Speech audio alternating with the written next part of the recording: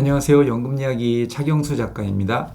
제가 공무원연금 수급자다 보니까 학교나 관공서 교육청 인재개발원에서 강의 요청이 많고 퇴직 앞둔 공무원 교사분들 개인 상담을 신청하시는 분들도 많습니다.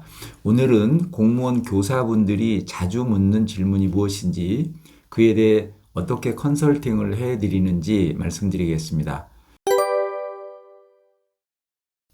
첫째, 명퇴수당 퇴직금을 어떤 계좌로 어떻게 받을지입니다. 퇴직수당은 IRP로 받을 수 없다는데요. IRP로 받으면 뭐가 좋나요? 세금이 없는데 왜 IRP로 받나요? IRP로 들어가면 돈이 묶이지 않나요? IRP 계좌로 받으려면 어떻게 해야 하나요?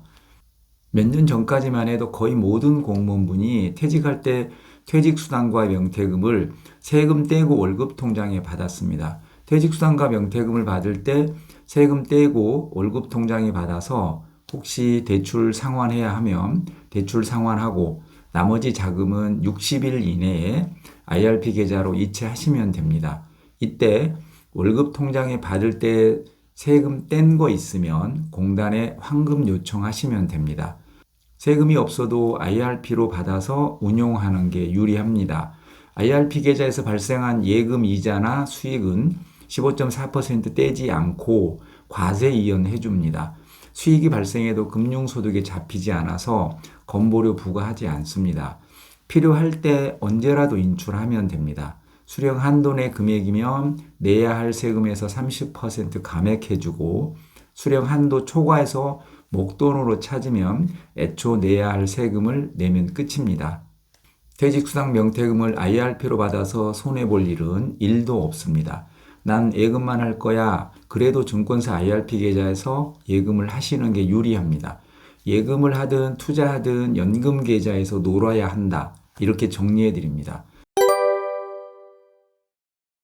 둘째, 공무원연금 공제 분할급여 어떻게 받아요? 장기저축급여 몇 년으로 받을까요? 공제자금 2억 중 1억은 IRP로 이체할까요? 공무원연금과 공제분할급여 어떤 계좌로 받아요? 2년간 연금이 나오지 않는데 단계 받을까요? 퇴직수당 8,600만 원을 10년간 받으면 월 90만 원 정도 받고 20년 받으면 월 56만 원, 30년 받으면 월 45만 원 정도 받을 수 있는데 어떻게 받을지 고민이 많습니다. 저는 고민이 되면 길게 받으라고 권해드립니다.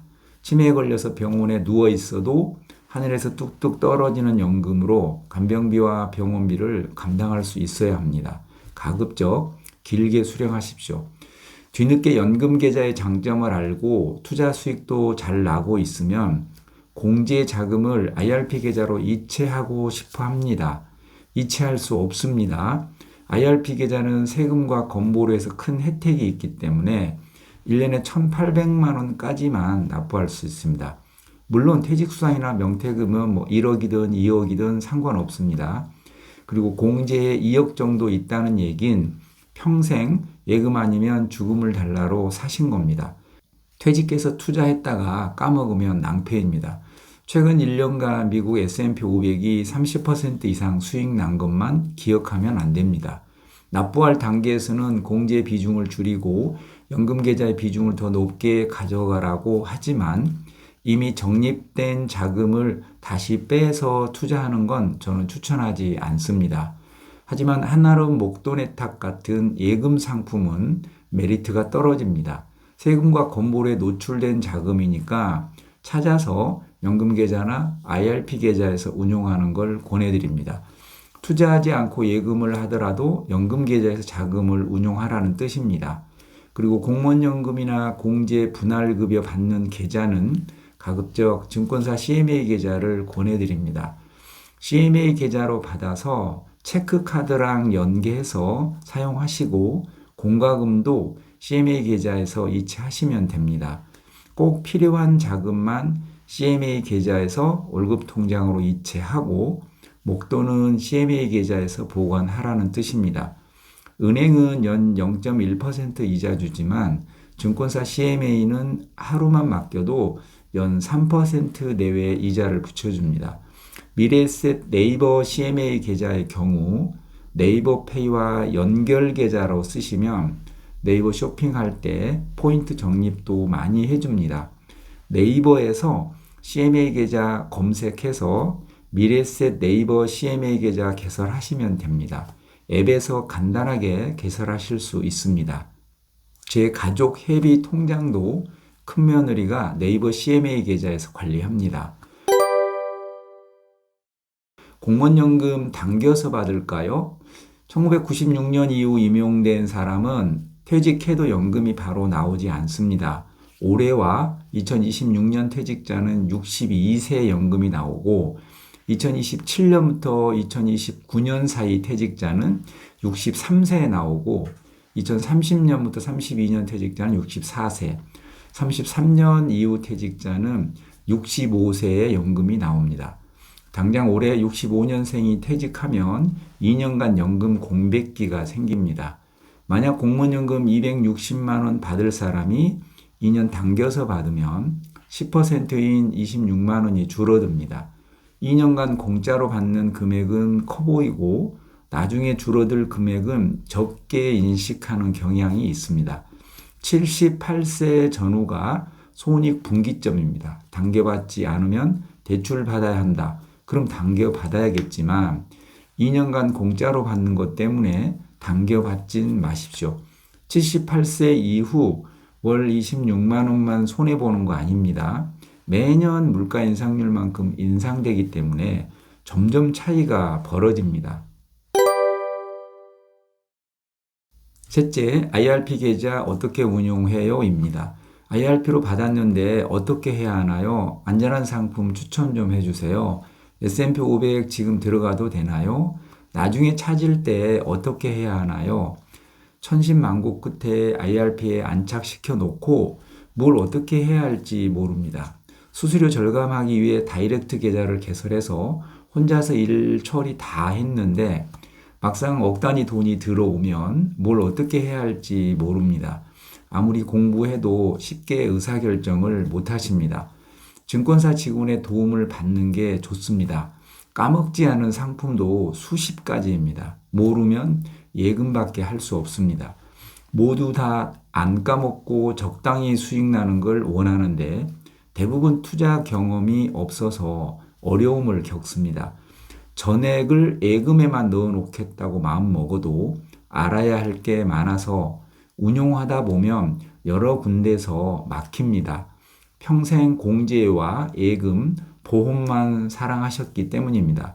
안전하게 심플하게 이런 방향을 잡으시고 증권사 직원의 도움을 받아가며 운용하십시오. 수익이 3% 나느냐 5% 나느냐 차이가 연 200만 원 차이입니다. 금방 동날 자금이 아니니까 잘 운용해야 합니다. 아는 만큼 돈이 됩니다. 넷째, 변액연금 종신보험 어떻게 해요? 입니다. 퇴직 후에도 보험료로 몇십만 원 나가는데 어떡하죠? 해지하면 손해가 큰데 그래도 해지해요?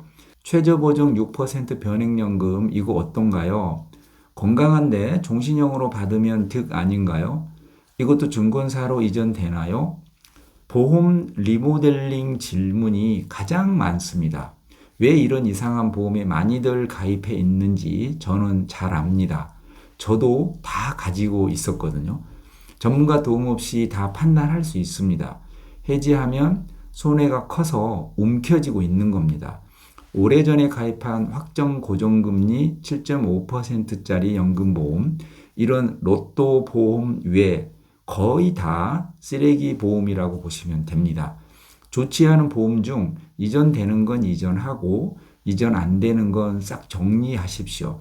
10년 넘으면 일시금으로 찾아도 비과세니까 일시금으로 찾아서 대출 상환할 거 있으면 상환하시고 쓸 일 없으면 연금계좌나 ISA 계좌에서 예금이나 안전한 상품에 운용하십시오. 다섯째, 공무원이 어떻게 국민연금 받나요? 입니다. 실제 제가 공무원연금 받고 있는데 국민연금도 받을 거라 궁금해 하십니다. 과거 한 번이라도 보험료를 납부한 적이 있다면 퇴직 후 임의 가입해서 총 10년 이상 납부하면 두 가지 연금을 각각 수급할 수 있습니다. 과거에 한 번도 납부하지 않았더라도 명태에서 60세 전에 임의 가입하면 수급자가 될 수도 있습니다. 임의 가입하면 과거에 퇴사할 때 일시금으로 받은 보험료를 반환할 수도 있는데 반환하면 가성비가 무척 좋습니다. 이 밖에도 건보료 줄이려면 어떻게 해요? 자녀에게 증여한 자금 어디에 투자할까요? 어떤 자금으로 대출을 상환할까요? 배우자 연금 나올 때까지 어떤 자금을 찾을까요? 등 많은 문의가 있습니다. 공무원 교사로 30년 이상 재직해도 이런 강의를 들어본 적 없었을 겁니다. 몰라서 손해보는 일이 없도록 유튜브로, 책으로, 강의로 여러분을 찾아갑니다. 강의나 개인 컨설팅 필요하면 연락주세요. 연금이야기 차경수였습니다. 감사합니다.